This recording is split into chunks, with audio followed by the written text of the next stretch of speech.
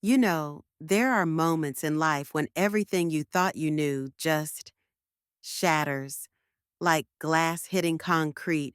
One phone call, one conversation, one realization that changes everything forever. I'm 73 years old, and I thought I'd seen enough of life to know what real pain looked like. I was wrong. It was a Tuesday morning in October when I made that call.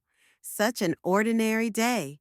The kind where you wake up thinking it's going to be just like any other day, maybe a little better because you're excited about something wonderful coming up. I had my coffee in my favorite mug, the one with the faded flowers that my late husband gave me 20 years ago, and I was sitting in my kitchen, looking at the calendar on my refrigerator. There it was, circled in red ink.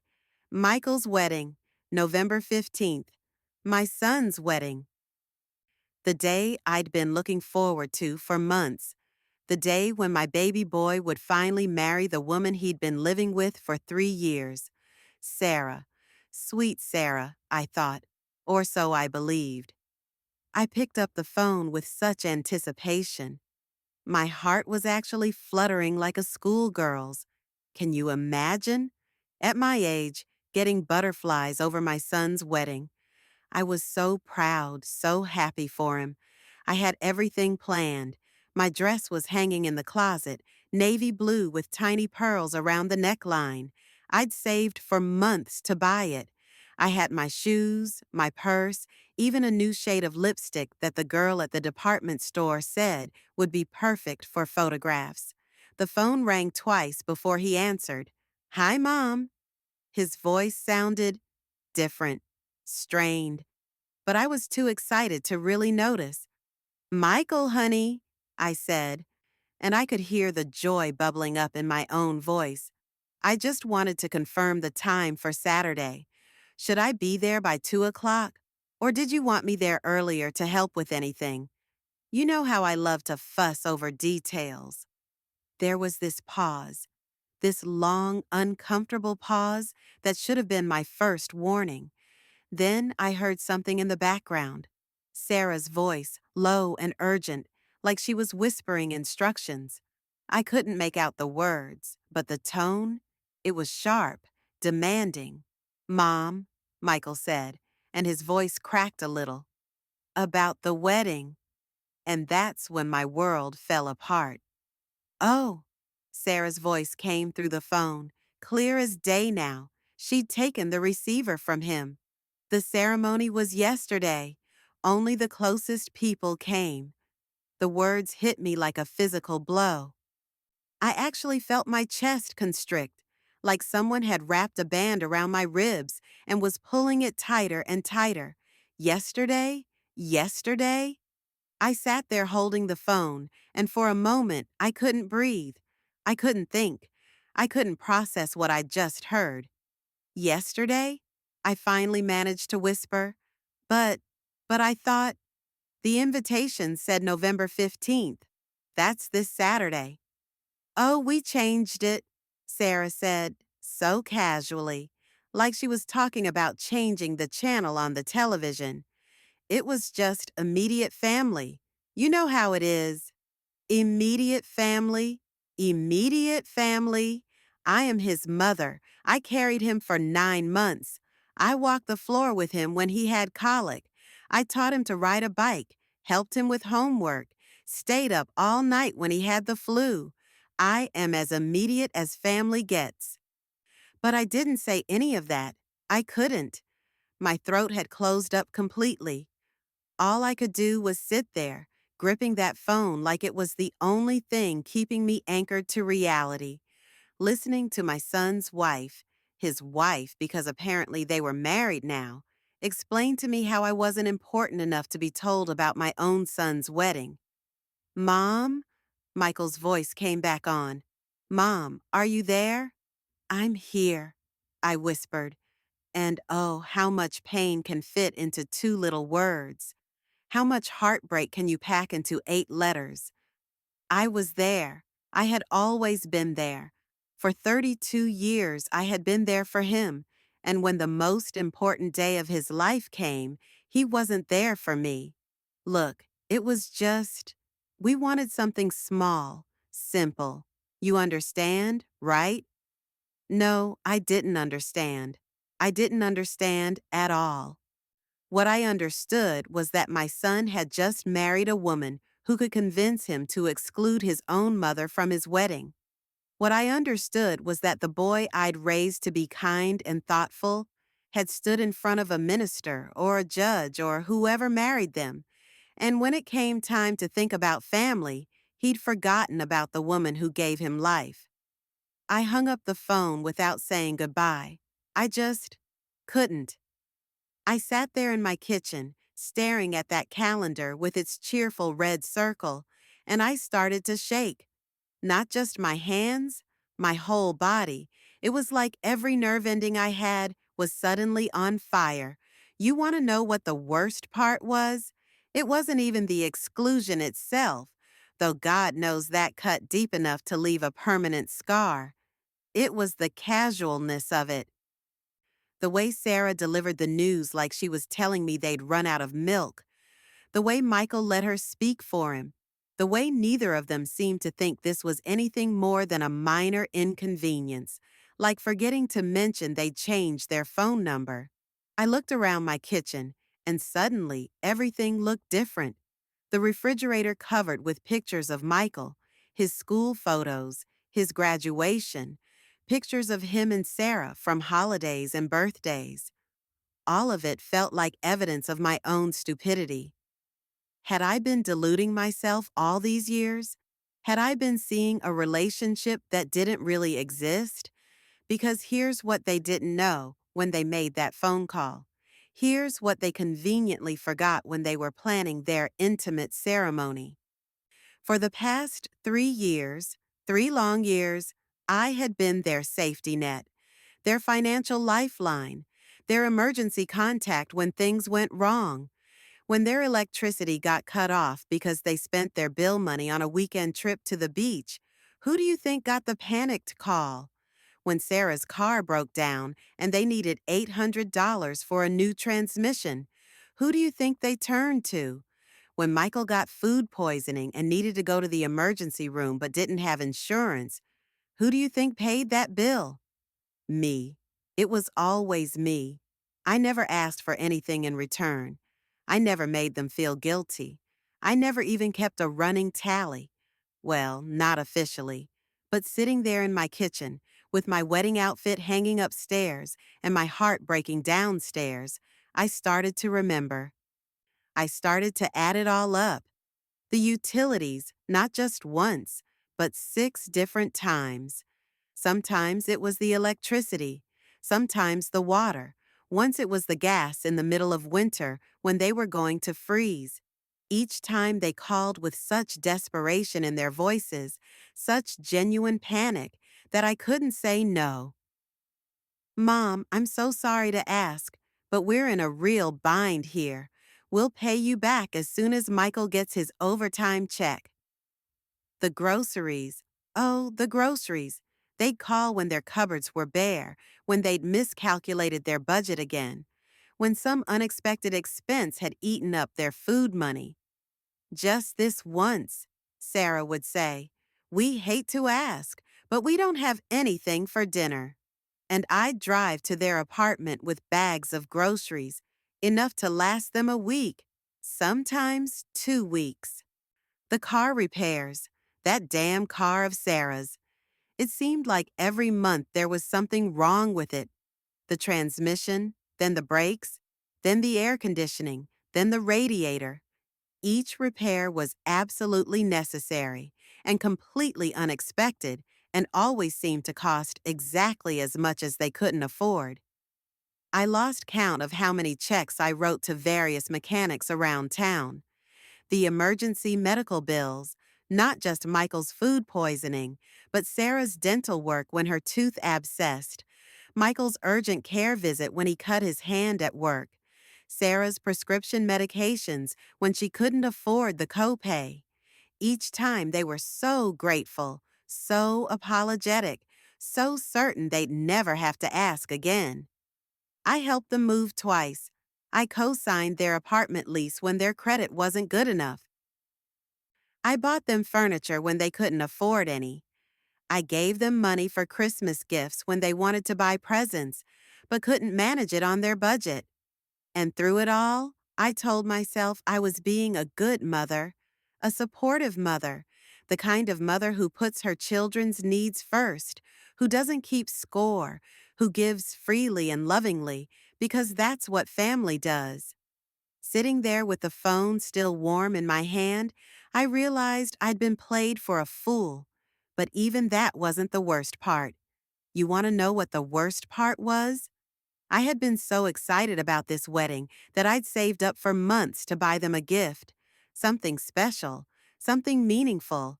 I'd planned to give them $5,000 to help with their honeymoon, or maybe a down payment on a house someday. $5,000 that I'd scraped together by clipping coupons and eating store brand everything and skipping meals sometimes because I wanted to do something wonderful for my son on his special day. The envelope was sitting right there on my kitchen counter, ready to go. $5,000 for a wedding I would never attend. $5,000 for a son who couldn't even be bothered to tell me he was getting married until after the fact. I picked up that envelope and just held it. Such a small thing to hold so much hope, so much love, so much stupid, naive generosity. I had written for Michael and Sarah with all my love on your wedding day, on the outside in my best handwriting. I'd even bought a special card with wedding bells and flowers on it. What a joke. What a pathetic, heartbreaking joke. I sat there for I don't know how long, just holding that envelope and feeling like the biggest fool who ever lived.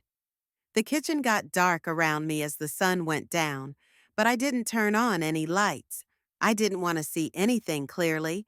I wanted to sit in the dark with my broken heart and my shattered illusions and just hurt. Because it did hurt. Oh God, it hurt so much more than I ever could have imagined. It wasn't just disappointment or anger, though there was plenty of both. It was this deep, soul-crushing realization that everything I thought I knew about my relationship with my son was wrong.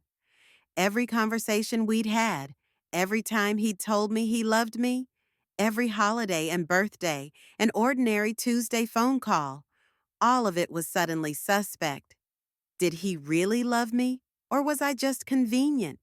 Was I his mother, or was I just his ATM? When he hugged me goodbye after our visits, was he feeling affection, or was he calculating how long it would be before he needed another favor?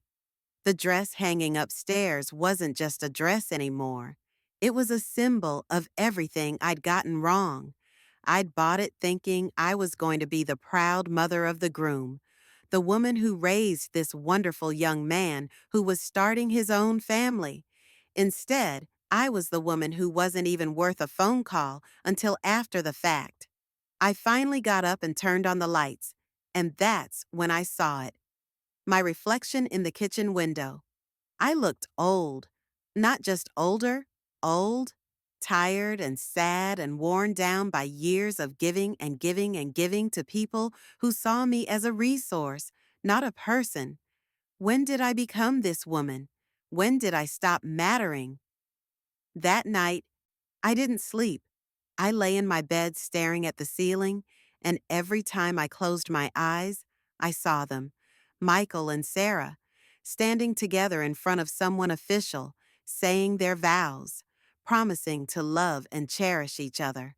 Maybe her parents were there, maybe his friends from work, maybe some relatives I'd never met, people who mattered enough to witness their commitment to each other.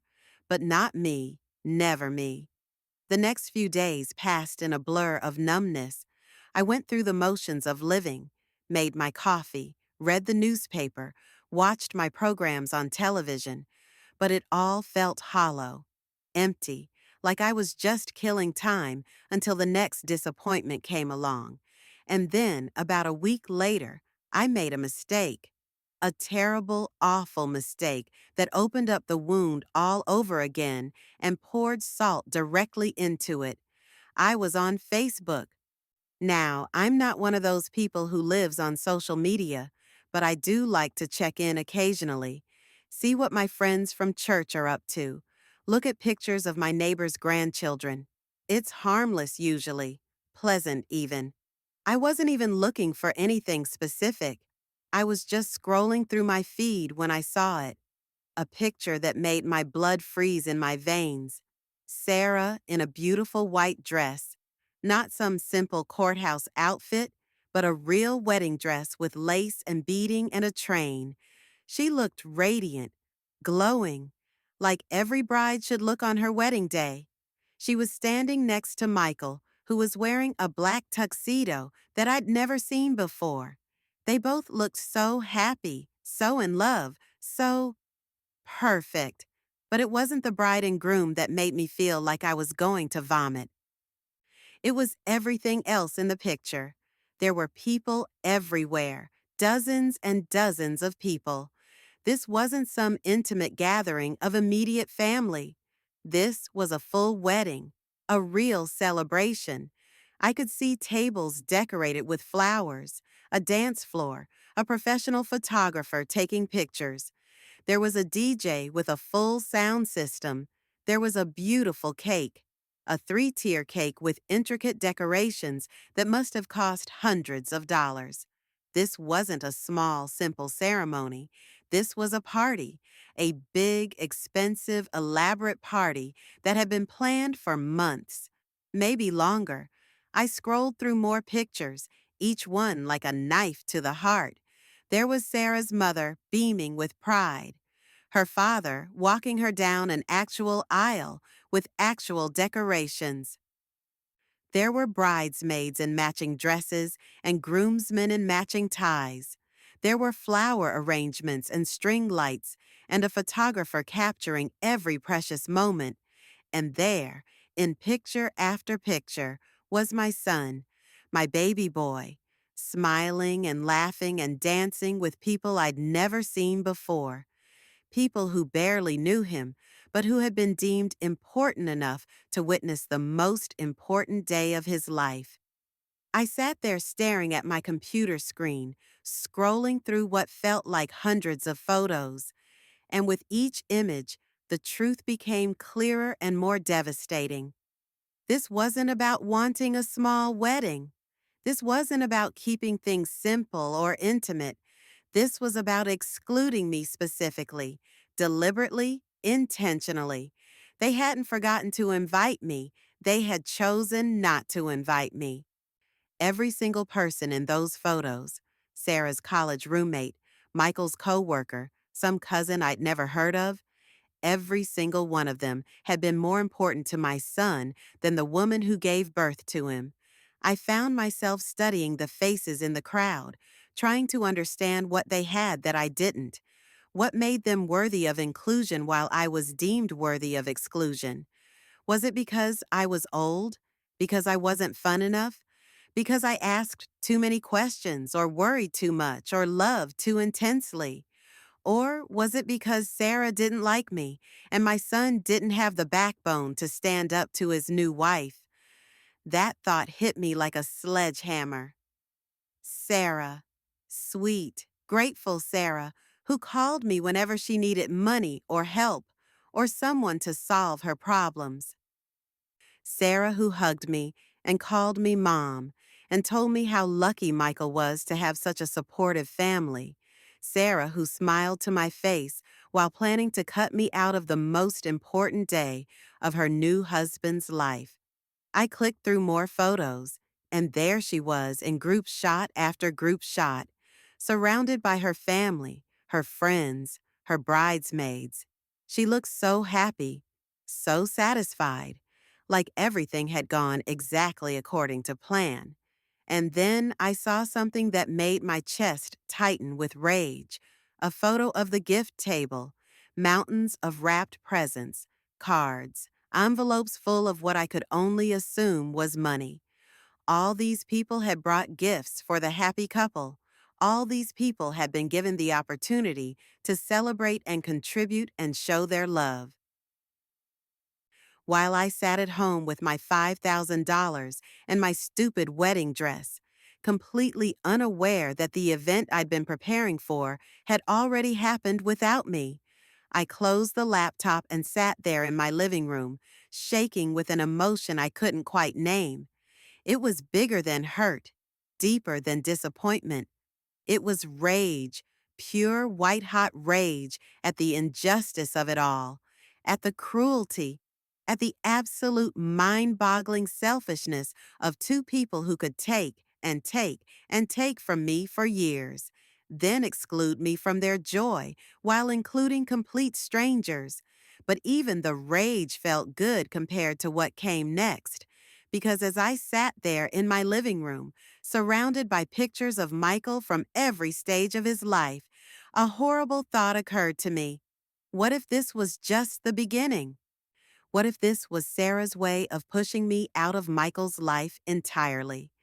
What if the exclusion from the wedding was just the first step in a larger plan to separate my son from his family, from me, so she could have him all to herself?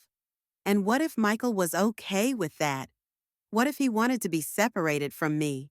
What if I'd been clinging to a relationship that he'd outgrown years ago, and this was his way of cutting the cord? The thought made me feel sick, physically, nauseously sick, because if that was true, if my son really didn't want me in his life anymore, then I had wasted years of my time, energy, and money on people who saw me as nothing more than a convenient resource. I went upstairs and looked at that wedding dress hanging in my closet. Navy blue with tiny pearls. It looked so hopeful hanging there. So optimistic, like it was still waiting for its big moment, not knowing that the moment had come and gone without it. I should have thrown it away, donated it, done something to get it out of my sight, but I couldn't bring myself to touch it. It felt like admitting defeat, like giving up on the idea that my son might still care about me enough to apologize, to explain, to make some kind of amends. Instead, I just closed the closet door and pretended it wasn't there. Just like I was pretending my broken heart wasn't there. Just like I was pretending that everything was going to be okay when I knew, deep down, that nothing was ever going to be okay again. The worst part about betrayal, real, deep betrayal, is that it doesn't just hurt in the moment. It reaches backward through time and colors everything that came before it. Every memory becomes suspect. Every moment of happiness becomes tainted with the knowledge of what was coming. I found myself thinking about Michael's childhood, trying to pinpoint when I'd gone wrong. When had I failed him so completely that he could grow up to be the kind of man who would do this to his mother? Had I been too indulgent, too supportive, too available? Maybe if I'd said no more often.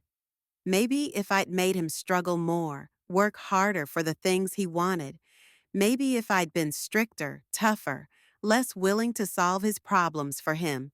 Or maybe it was the opposite. Maybe I'd been too demanding, too involved. Maybe I'd suffocated him with my love and attention until he couldn't wait to get away from me. Either way, I had clearly done something wrong. You don't exclude a loving, supportive mother from your wedding unless that mother has somehow earned exclusion. The problem was, I couldn't figure out what I'd done to deserve this level of cruelty. I'd supported him through college when money was tight. I'd encouraged him when he was struggling to find his career path. I'd welcomed Sarah into our family when he brought her home, even though something about her had always felt off to me. I'd bitten my tongue when they made financial decisions I thought were unwise. I'd given advice only when asked, and even then, I'd tried to be gentle and supportive rather than critical. So, what had I done wrong? What terrible sin had I committed that justified this level of rejection? The questions went around and around in my head like a broken record, and I never found any answers that made sense, which left me with only one conclusion. Maybe I hadn't done anything wrong. Maybe this wasn't about me at all. Maybe this was about them, about their selfishness, their cruelty, their complete inability to consider how their actions might affect other people. That thought should have made me feel better, but it didn't. Because if they were capable of this level of callousness, what did that say about my son? What did it say about the man I'd raised? What did it say about my judgment, my parenting, my ability to see people for who they really were? I was still wrestling with these thoughts a week later when my phone rang again.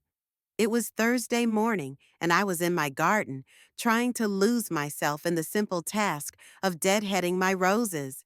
The physical work felt good, clean, honest, unlike everything else in my life lately.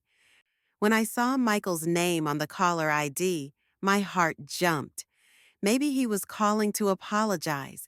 Maybe he'd realized how badly he'd hurt me and wanted to make things right. Maybe Sarah had felt guilty and convinced him to reach out. I almost ran to answer the phone. "Hello?" I said, trying to keep the hope out of my voice. "Hey, Mom." It was Sarah using Michael's phone. My stomach dropped. "How are you doing?" "I'm fine," I said, though I was anything but fine. "How are you? How's married life?" She laughed, and it sounded so carefree, so completely unburdened by guilt or remorse. "Oh, it's wonderful. Everything's perfect. We're so happy." Of course they were happy. Why wouldn't they be happy? They'd gotten everything they wanted. A beautiful wedding, a celebration with their friends and family, a fresh start together, and they'd managed to do it all without any inconvenient interference from the groom's mother.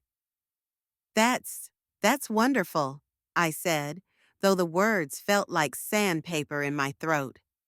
"Listen," Sarah said, and her voice changed, became more urgent, more focused. "I'm actually calling because we need a favor, a pretty big favor, actually." And there it was, the real reason for the call. Not remorse, not an apology, not a belated explanation for why they'd excluded me from the wedding. They needed something from me again. "What kind of favor?" I asked, though I was pretty sure I already knew. "Well, we're having some trouble with the rent. The landlord is being really unreasonable about the deposit for our new place, and we're kind of in a bind. We need $3,000 by Friday, or we're gonna lose the apartment." $3,000 by Friday. Said so casually, like it was pocket change, like it was a given that I would just hand over that kind of money without question. "I see," I said. "I know it's a lot to ask," Sarah continued, though her tone suggested she didn't really think it was a lot to ask at all. "But we're really desperate. The landlord is already making noise about giving the place to someone else, and we love this apartment. It's perfect for us, and you know we're good for it. We'll pay you back as soon as Michael gets his promotion." Michael's promotion. The same promotion they'd been talking about for months. The same promotion that was always just around the corner, but never quite materialized. "Sarah," I said slowly, "I need to ask you something." "Of course. Anything." "Why wasn't I invited to your wedding?" There was a pause, a long, telling pause that spoke volumes about Sarah's character and preparation for this conversation. "Oh," she said finally, and I could hear her scrambling for the right words. "Well, like I said, it was just, we wanted something really small, really intimate, just immediate family." "But I saw the pictures on Facebook," I said. "There were dozens of people there. Your college friends, Michael's co-workers, people I've never even met. How is that immediate family?" Another pause, longer this time. I could almost hear her calculating, trying to figure out how to spin this in a way that didn't make her look like the cruel, manipulative person she clearly was. Well, I mean, those people were, look, it was just a complicated situation, okay? We had to make some hard choices about the guest list. Hard choices. The woman who'd been funding their lifestyle for 3 years hadn't made the cut because of hard choices. I see, I said again. So let me make sure I understand this correctly. You had a wedding that was big enough to include dozens of people, but you chose not to include the woman who has been paying your bills for the past 3 years. And now, a week later, you're calling me to ask for $3,000. Mom, Sarah started, but I cut her off. I'm not your mother, Sarah. I was going to be your mother-in-law. But since you didn't see fit to invite me to become that officially, I think we should probably keep our relationship on a more business level. Look, I know you're upset, she said, and now there was a hint of desperation in her voice. But this isn't about the wedding. This is about us needing help with our living situation. You've always been so supportive of us, so understanding. We really need you right now. They needed me. Of course they did. They always needed me when it came to money. But apparently, they didn't need me when it came to celebrating the most important moments of their lives. Tell me something, Sarah, I said. How long were you planning the wedding? What do you mean? I mean, how long were you planning it? When did you book the venue? When did you order your dress? When did you send out the invitations to all those people who were more important than me? I, it wasn't, we didn't plan it that long in advance. It was kind of last minute. Really? Because that looked like a pretty elaborate last minute wedding. Professional photographer, DJ, three-tier cake, formal wear for the wedding party. That doesn't sound last minute to me.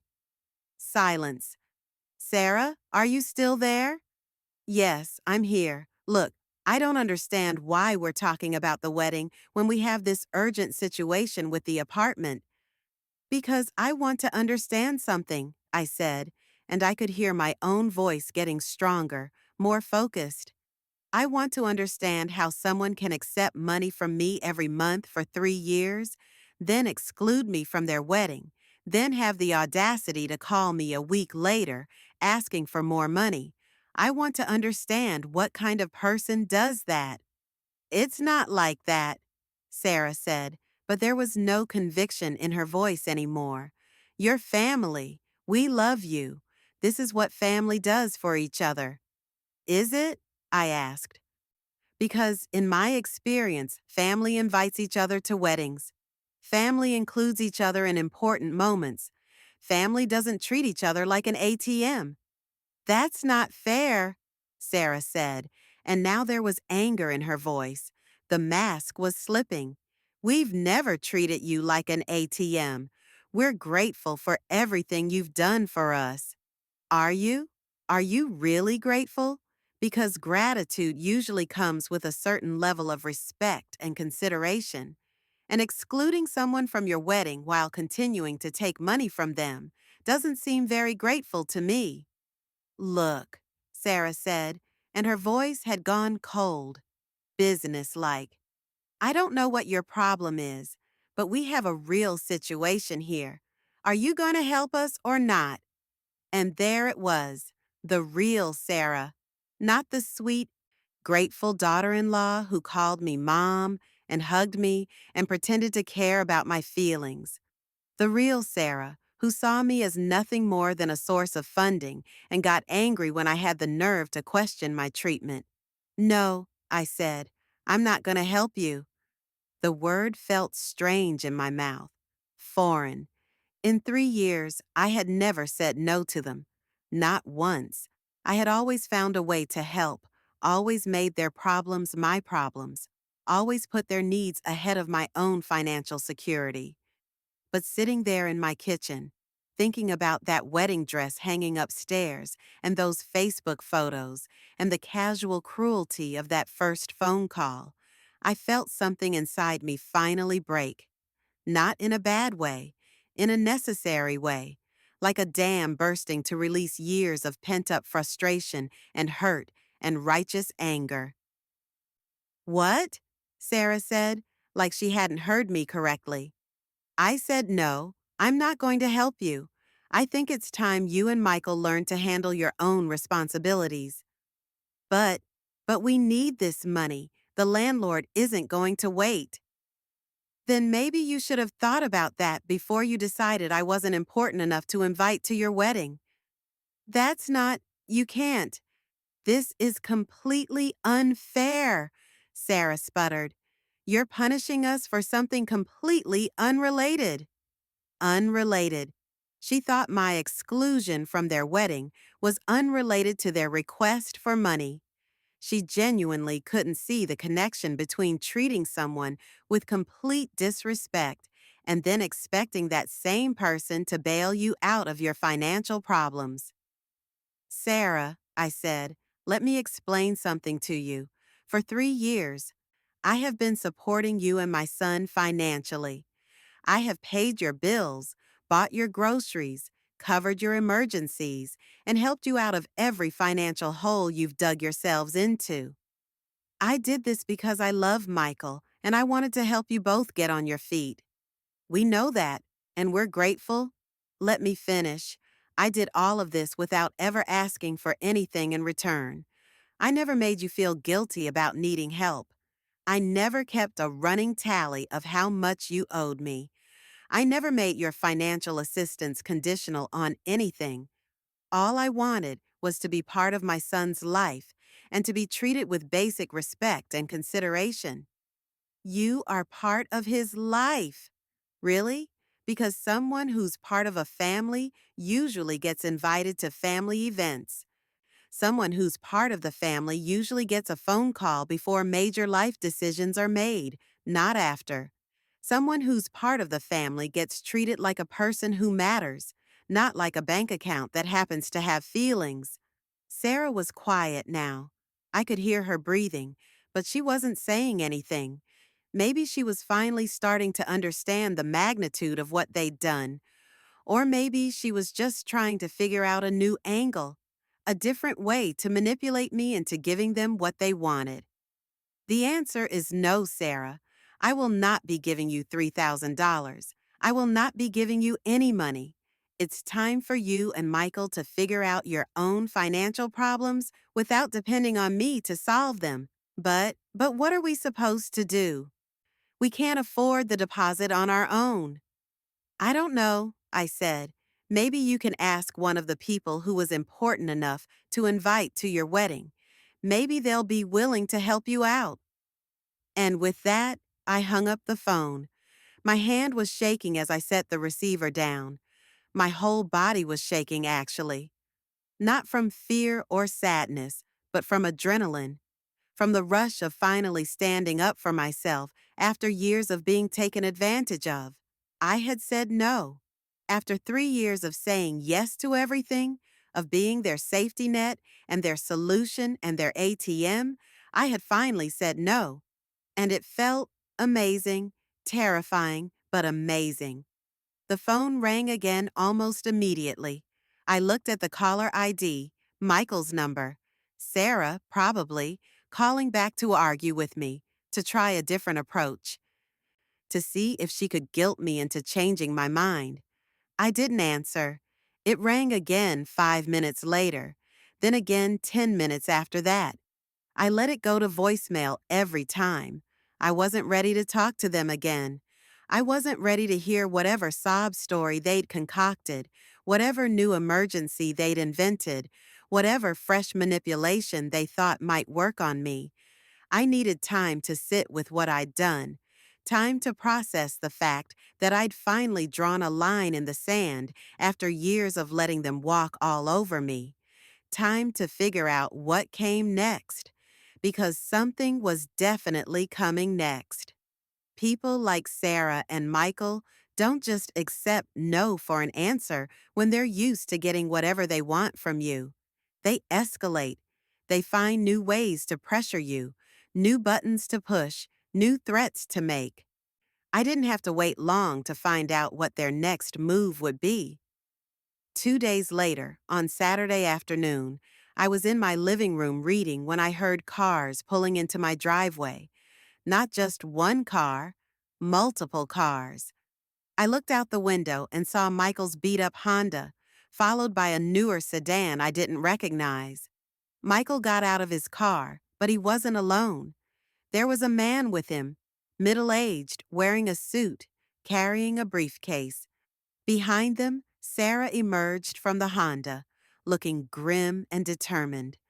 My stomach dropped. Whatever this was, it wasn't going to be good. They came to the front door and knocked. Not the casual, familiar knock of a family member, but an official-sounding knock. Demanding, authoritative. I opened the door to find the three of them standing on my porch like some kind of intervention committee. "Hi, Mom," Michael said, but his voice was different than I'd ever heard it. Cold, formal, like he was reading from a script. "Hello, Michael," I said. "Sarah." I looked at the stranger. "I don't believe we've met." "This is Mr. Davidson," Sarah said. "He's here to help us have a conversation about your recent behavior." My behavior. My behavior was now apparently a problem that required professional intervention. "What kind of conversation?" I asked, though I had a sinking feeling I already knew. Mr. Davidson stepped forward. "Mrs. Thompson, my name is Robert Davidson. I'm a family counselor who specializes in elder care issues. Your son and daughter-in-law have asked me to come here today because they're concerned about some changes they've noticed in your behavior lately." Changes in my behavior? Specifically, they're concerned that you may be experiencing some cognitive difficulties that are affecting your judgment and decision-making abilities. I stared at him, then at Michael, then at Sarah. "Cognitive difficulties?" "Mom," Michael said, and his voice had taken on the patronizing tone you use with small children or people you think are mentally compromised. "We're worried about you. The way you reacted to our wedding situation, the things you said to Sarah on the phone, it's just not like you. Not like me. You've always been so reasonable," Sarah chimed in. "So understanding, so supportive, but lately you seem confused, angry. You're making accusations that don't make sense. You're refusing to help family when we're in crisis." I looked back and forth between the three of them, trying to process what was happening. They were staging some kind of intervention because I had finally stood up for myself, because I had finally said no to their endless financial demands, because I had finally called them out on their cruel and selfish behavior. "Let me make sure I understand this correctly," I said. "You think I'm having cognitive difficulties because I was upset about being excluded from my son's wedding?" "It's more than that," Mr. Davidson said. "According to your family, you've been making paranoid accusations, claiming that your exclusion from the wedding was deliberate when they've explained that it was simply a matter of keeping the guest list small. Have you seen the Facebook pictures of their wedding, Mr. Davidson?" "That's not really relevant. Have you seen them? Because I have, and there were dozens of people at that wedding. Dozens of people who were apparently more important than the mother of the groom." Mr. Davidson exchanged a look with Michael and Sarah. "Mrs. Thompson, this is exactly the kind of paranoid thinking that concerns your family. You're interpreting a simple logistical decision as a personal attack." Paranoid thinking? They were calling my completely reasonable reaction to their cruel behavior paranoid thinking. And I suppose my refusal to give them $3,000 last week is also a sign of cognitive decline? "Mom," Michael said, "you've always been willing to help us when we needed it. It's completely out of character for you to suddenly cut us off like this, especially over something as minor as a wedding guest list issue. Minor. Being excluded from my son's wedding was a minor issue. Mr. Davidson, I said, can I ask what my son and daughter-in-law told you about our financial relationship? They mentioned that you've been generously helping them with various expenses and that you've recently become reluctant to continue that assistance. Did they mention how much money I've given them over the past 3 years? Another look exchanged. The specific amount isn't really relevant to. It's not relevant that I've probably given them close to $30,000 over the past 3 years. It's not relevant that they excluded me from the most important day of my son's life, then called me a week later demanding more money. None of that context is relevant to your assessment of my mental state. Mr. Davidson was starting to look uncomfortable. Mrs. Thompson, I understand that you're upset, but I'm not upset, Mr. Davidson. I'm angry, I'm hurt, I'm disappointed, but I'm not confused, and I'm certainly not experiencing cognitive decline. What I'm experiencing is the completely normal reaction of someone who has been taken advantage of and disrespected by people she trusted. See? Sarah said to Mr. Davidson. This is exactly what we're talking about. She's become hostile and paranoid. She's viewing our legitimate requests for help as taking advantage. She's interpreting our wedding planning decisions as personal attacks. This isn't the woman who raised Michael. I looked at my son, my baby boy, the child I'd carried for 9 months and raised for 32 years, and I barely recognized him. The man standing on my porch bore a physical resemblance to the boy I'd loved and supported and sacrificed for, but there was nothing of that boy's character in his face, nothing of his kindness or his conscience or his ability to distinguish right from wrong. Michael, I said, do you really think I'm mentally incompetent? He couldn't meet my eyes. Mom, I just think you've been under a lot of stress lately, and maybe you need some help. From who? From Mr. Davidson here?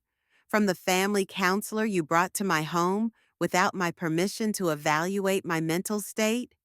We just want what's best for you, Sarah said, but there was something in her voice that made my skin crawl, something calculating, something that suggested this intervention wasn't about my well-being at all.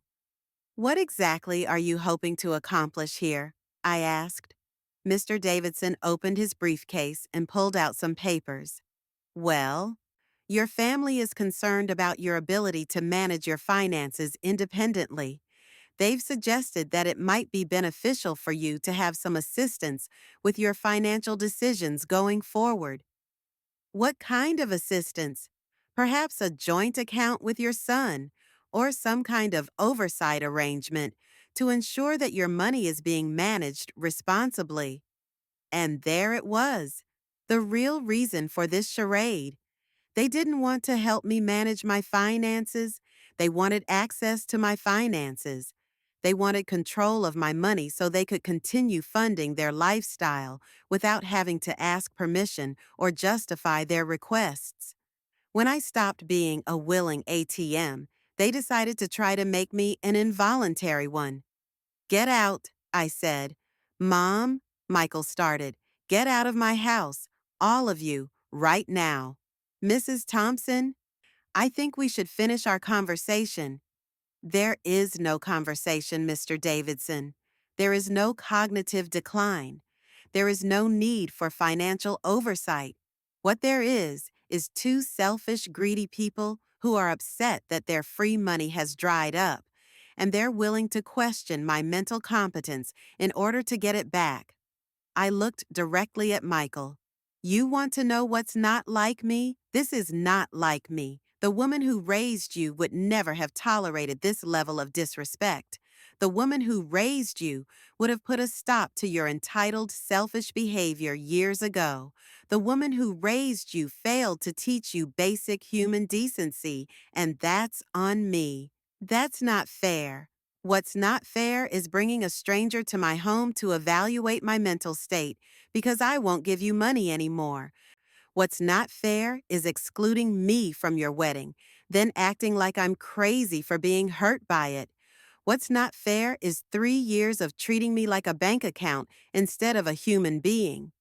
I stepped back into my house and started to close the door. If you don't let us help you, Sarah called out, we'll have to explore other options for ensuring your safety and well-being. I stopped. Is that a threat? It's a concern, Mr. Davidson said. If your family believes you're not capable of making sound decisions about your finances or your care, they can go to court and try to have me declared incompetent. I finished. Is that what you're saying? The silence that followed was answer enough. I looked at Michael one more time. Is that what you want to do? You want to try to have your own mother declared mentally incompetent so you can get control of her money? He still couldn't meet my eyes, but he didn't deny it. Get off my property, I said. All of you, and don't come back unless you're prepared to apologize and start treating me with the respect I deserve. I closed the door and locked it. Then I went to the window and watched them have a heated discussion in my driveway before finally getting back in their cars and leaving. But I knew they'd be back. People like Sarah don't give up easily, and she had clearly gotten her hooks into my son deep enough to convince him that his own mother was mentally incompetent. If they were willing to go this far, they weren't going to stop just because I'd told them to leave. I needed help, real help, from people who actually had my best interests at heart. The next Monday morning, I made 2 phone calls that would change everything. The first call was to Tom Bradley, an accountant I'd known for years through church. Tom had always been straight with me, never tried to sell me anything I didn't need, never made me feel stupid for asking questions. Tom, I said when he answered, I need some advice about my finances and about some legal issues that might be coming up. What kind of legal issues? I told him everything about the 3 years of financial support, about the wedding exclusion, about the failed intervention, and the threats about having me declared incompetent. I told him about the $30,000 I'd given them over the years, about the pattern of crisis calls and emergency requests. When I finished, Tom was quiet for a long moment. Helen, he said finally, this isn't just rude behavior.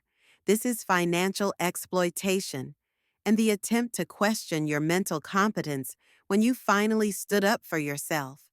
That's a classic pattern of elder abuse. Elder abuse. The words hit me like a physical blow. I'd never thought of it that way, but he was right. That's exactly what it was. What should I do? First, we need to document everything. Every payment, every request, every conversation. We need to create a paper trail that shows the pattern of their behavior and your completely rational response to it. Second, you need to talk to a lawyer who specializes in elder protection. I know just the person. The second call was to Margaret Chin, the lawyer Tom recommended. Margaret specialized in elder law and financial abuse cases, and when I explained my situation, she asked me to come in that afternoon. Margaret's office was warm and professional, and she herself was a small, serious woman in her 50s who listened to my story without interruption. When I finished, she leaned back in her chair and shook her head. Mrs. Thompson, what you're describing is textbook financial abuse. Your son and daughter-in-law have been exploiting your generosity for years, and when you finally set boundaries, they immediately moved to try to get legal control of your finances. This is not normal family behavior. But I gave them the money willingly. I wanted to help them. That's exactly what makes this kind of abuse so insidious, Margaret said. They take advantage of your love and generosity. Then, when you finally say no, they make you question your own judgment. They make you think you're the problem. She pulled out a legal pad and started taking notes. I want you to tell me everything you can remember about every financial transaction, every request for help, every conversation about money. We're going to build a case that shows your mental competence and their pattern of exploitation. Over the next 2 hours, I told Margaret everything I could remember. She asked detailed questions about dates, amounts, and circumstances. She asked about their living situation, their employment, their spending habits.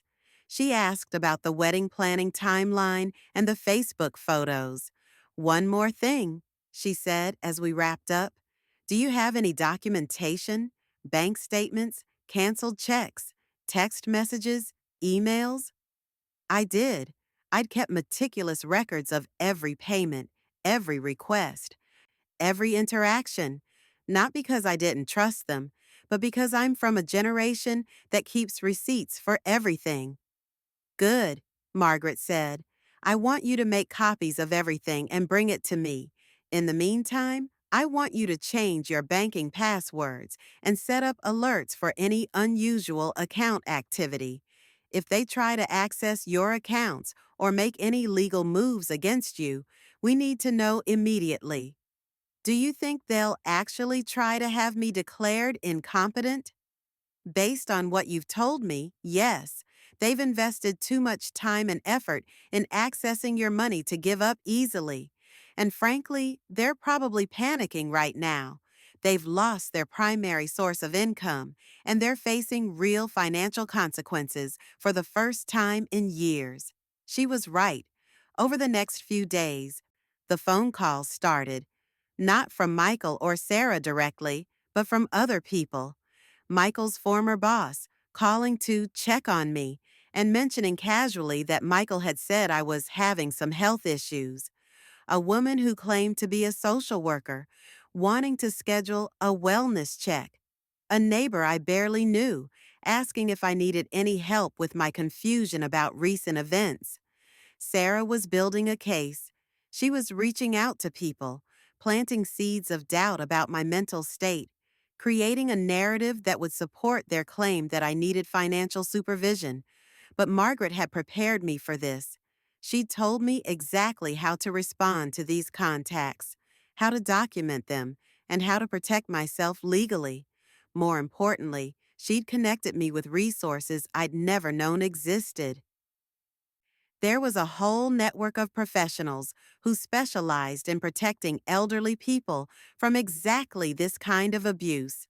There were support groups for people who'd been through similar situations.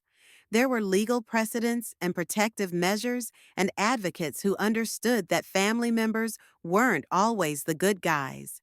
For the first time since that devastating phone call about the wedding, I didn't feel alone. But the real turning point came when my neighbor, Mrs. Patterson, from across the street, knocked on my door one afternoon. Helen, she said, I need to tell you something. That woman came to see me yesterday, your daughter-in-law. Sarah? She was asking all sorts of questions about you, whether I'd noticed any changes in your behavior lately, whether you seemed confused or forgetful, whether I was concerned about your ability to live independently. My blood ran cold. What did you tell her? Mrs. Patterson snorted. I told her that you're one of the sharpest, most capable women I know. I told her that if anyone in your family was confused, it sure wasn't you. And then I told her that her behavior at your own son's wedding was shameful. And if she had any decency, she'd be apologizing to you instead of spreading rumors about your mental health. I stared at her. You know about the wedding? Honey, everybody in the neighborhood knows about the wedding. We all saw those Facebook photos. We all knew you'd been excluded, and we were all appalled. What kind of person excludes their new mother-in-law from their wedding? I I didn't realize anyone else knew. Of course we knew, and we've been talking about it. Believe me, Mrs. Garcia was so upset she was ready to drive over there and give that girl a piece of her mind. Mr. Johnson said if his son ever treated him like that, he'd write him out of his will entirely. Mrs. Patterson sat down on my couch and looked at me seriously. Helen, I want you to know something. That woman is trying to make people think you're losing your mind, but nobody's buying it. We've all watched you handle your finances, maintain your house, take care of yourself, and support your ungrateful son for years.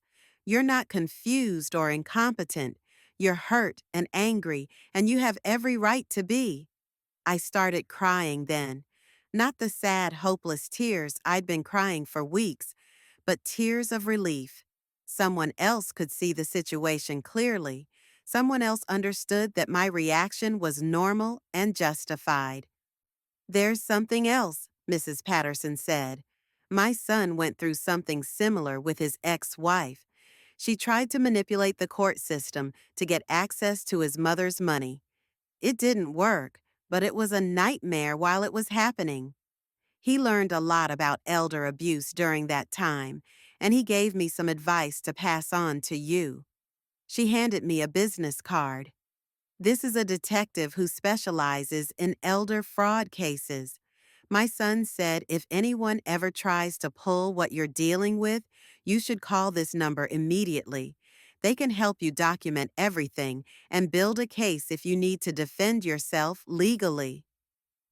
That afternoon, I called Detective Williams. Like everyone else I'd been talking to, he wasn't surprised by my story. Mrs. Thompson, we see this more often than you'd think.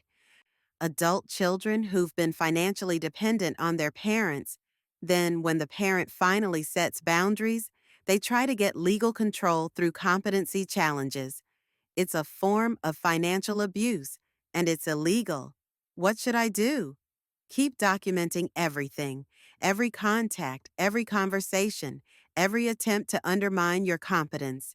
If they file any legal papers, call me immediately. In the meantime, I want you to consider filing a report for financial exploitation, $30,000 over 3 years, with no repayment and escalating demands, fits the pattern. I don't want to get Michael in legal trouble. Mrs. Thompson, Michael is a 32-year-old man who chose to participate in this behavior. You didn't make him do anything. You don't owe him protection from the consequences of his choices. That evening, I sat in my kitchen with all the business cards I'd collected over the past week. Tom the accountant, Margaret the lawyer, Detective Williams, Mrs. Patterson's son's card for the elder fraud specialist, a stack of resources and support that I'd never known existed. For the first time since this nightmare began, I felt like I had some power, some control over my own life and my own future. But I also felt something else, something I hadn't expected to feel. I felt proud of myself. I was proud that I'd finally stood up to people who'd been taking advantage of me. I was proud that I'd reached out for help when I needed it. I was proud that I'd refused to be intimidated by their threats and manipulations. Most of all, I was proud that I'd discovered I was stronger than I'd ever imagined. At 73 years old, after a lifetime of putting other people's needs first, I'd finally learned to put myself first. I'd finally learned to say no. I'd finally learned that my worth wasn't determined by how much I could give other people. The old Helen would have given them the $3,000. The old Helen would have apologized for being hurt about the wedding.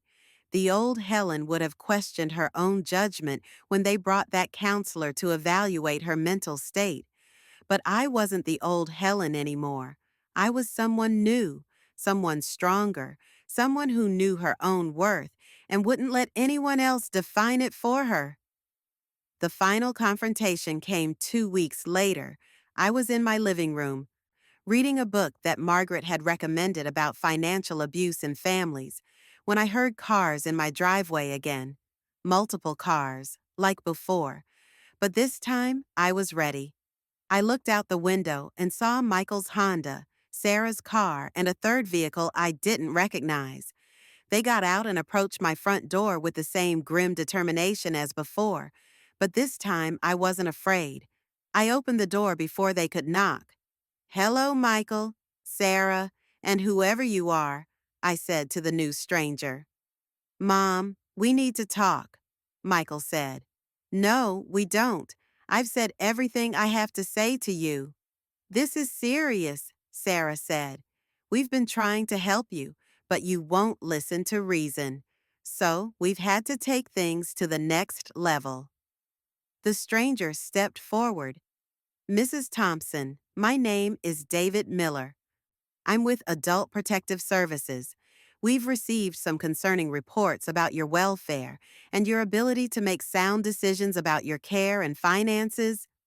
I smiled. "I've been expecting you, Mr. Miller." He looked surprised. "You have?" "Oh, yes. My lawyer told me you'd probably be contacted. She's been documenting all the reports that have been filed against me, and she's very interested in meeting with you." I handed him Margaret's business card. "I think you'll find her information quite enlightening, especially the part about how filing false reports of elder abuse is itself a form of elder abuse, and it's prosecutable under state and federal law." Mr. Miller looked at the card, then at Michael and Sarah, then back at me. "Ma'am, I still need to conduct an evaluation to determine." "Of course you do. And I'm happy to cooperate fully. In fact, I've prepared for your visit." I handed him a folder. "These are copies of my medical records from my recent physical, including cognitive function tests. These are letters from my accountant, my lawyer, and my financial advisor, all attesting to my mental competence and financial responsibility. These are bank statements showing my responsible money management over the past several years, and this is a detailed account of the financial exploitation I've been experiencing, along with documentation of every transaction and every threat." Mr. Miller opened the folder and started reading. His expression changed as he went through the papers. "There's one more thing in there," I said. "A formal complaint I'm filing against my son and daughter-in-law for elder financial abuse. Detective Williams from the Financial Crimes Unit is handling the case." Michael went white. "Mom, you can't be serious." "Oh, I'm completely serious. You wanted to question my mental competence? Fine. Let's have professionals evaluate all of us. Let's see who comes out looking incompetent when this is all over." Sarah was sputtering. "This is ridiculous. We were trying to help you." "You were trying to control me. There's a difference." I looked at Mr. Miller. "I assume you'll want to interview me separately, without the interested parties present?" "Yes, ma'am. That would be appropriate." "Excellent. Michael, Sarah, you can go now. Mr. Miller and I have some things to discuss." "But," Sarah started. "Go, now, before I call Detective Williams and tell him you're harassing me on my own property." They left, but not without some very heated whispers and angry looks. Mr. Miller watched them go, then turned back to me. "Mrs. Thompson, can I ask you something? How did you know to prepare for this visit?" "Because I've been educating myself about elder abuse, Mr. Miller. I've learned that when adult children can't get access to their parents' money through manipulation, they often try to get it through the legal system. They file false reports claiming their parent is incompetent, hoping to get guardianship or financial power of attorney.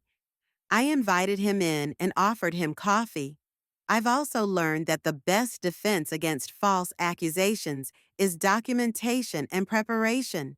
When people make claims about your mental state, you respond with evidence of your competence.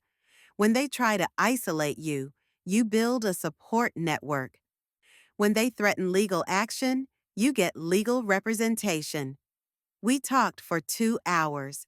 Mr. Miller asked me about my daily activities, my financial management, my decision making process regarding my son and daughter in law. He reviewed all my documentation. He called Margaret to verify my legal representation. At the end of our conversation, he closed his notebook and looked at me with something that might have been admiration.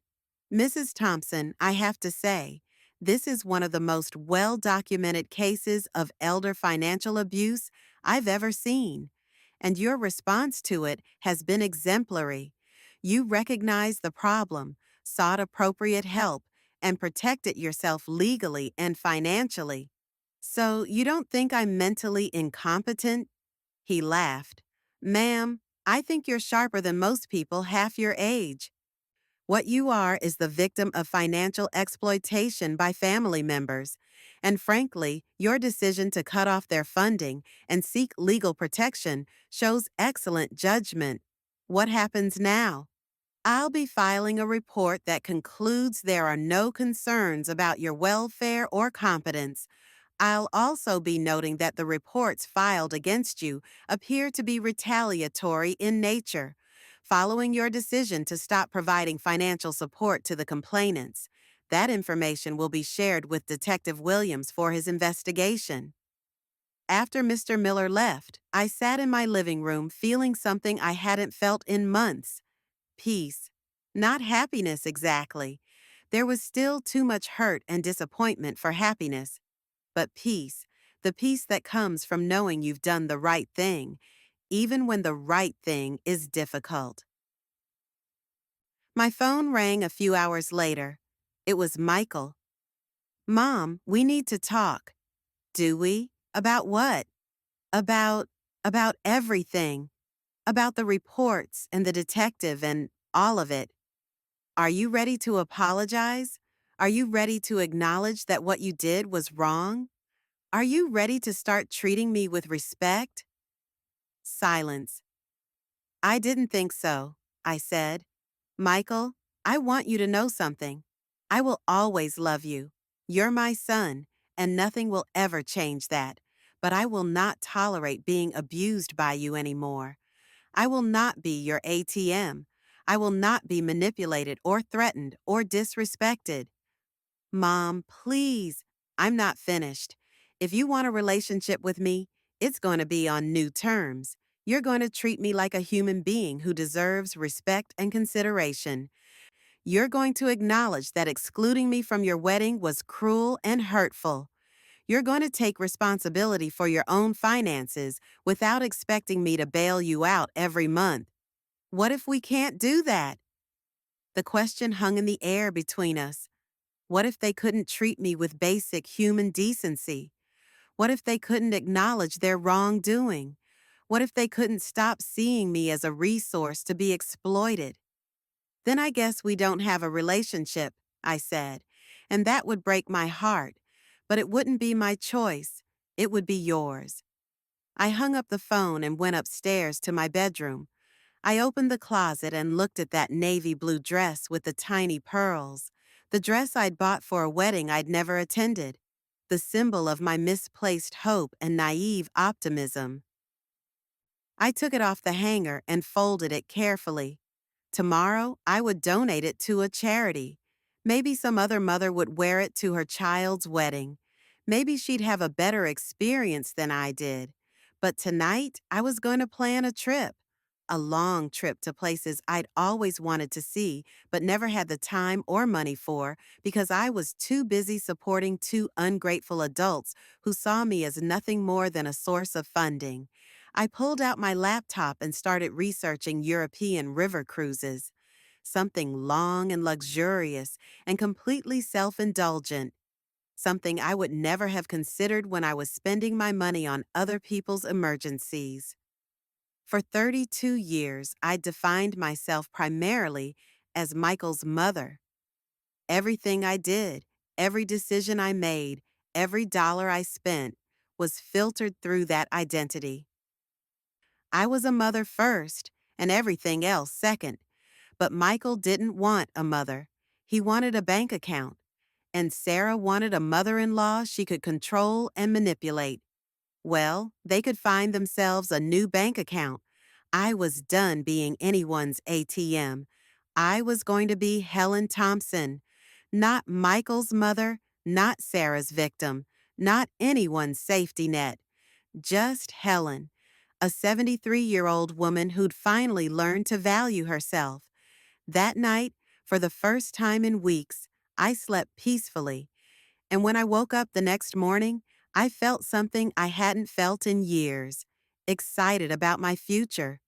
Because for the first time in my adult life, my future belonged entirely to me. I lost a son that day when I made that first phone call about the wedding. Or maybe I lost him years earlier, and it just took me that long to notice. Either way, the boy I'd raised and loved and sacrificed for was gone, replaced by a stranger who could look me in the eye and demand money after excluding me from the most important day of his life. But I found something that day, too. I found myself.